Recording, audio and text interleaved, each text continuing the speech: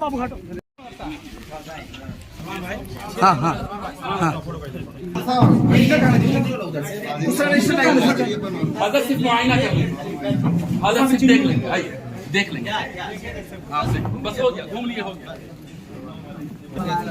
देख करके देख कर।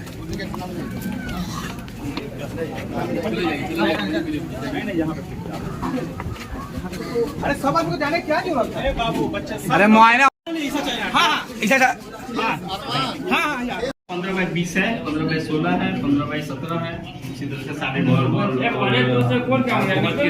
किया 1980 में जो प्रोसीजर उसकी रिक्वायरमेंट किया गया वही 15/16 है, 15/20 ये नई बिल्डिंग है, पुरानी है जब मंजूरी उसी वक्त अभी 609 कोटी का मदरसा पूरे बिहार में हंगामा बना हुआ है। पिछले 4 सालों से इनकी तनख्वाह बंद है। आपने अभी एक मदरसा हबीबुल बनात का आपने दौरा किया, आपने कमरे देखे हैं, क्या आपने पाया और हो क्या रहा है? तो अभी जितने मैंने कमरे देखे हैं, जो मुझे बताया गया है कमरे के साइज़ वगैरह को देख करके जहाँ मैं अभी खड़ा हूँ, वो वस्तानिया के हिसाब से जहाँ तक मुझे मालूम है ये तमाम क्राइटेरिया को पूरा करता है।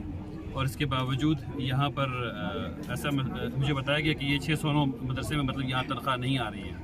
इस सिलसिले में हुकूमत को गौर फिक्र करना चाहिए कि ये काम नहीं हो। जो जहाँ मदरसे हैं वाकई हैं, जो चल रहे हैं, जहाँ बच्चे आ रहे हैं, और चाहे वो कमरा छोटा भी क्यों ना हो, कमरा बड़ा हो छोटा हो, यानी मकसद क्या है? मकसद बच्चों की तालीम है।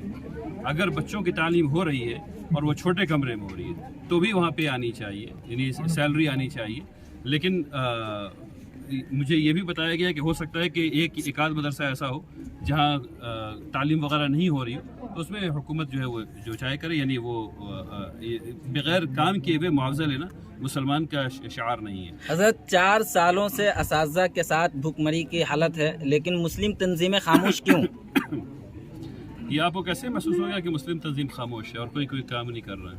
अब तक कोई ऐसा कदम तो नज़र नहीं आ रहा है सामने।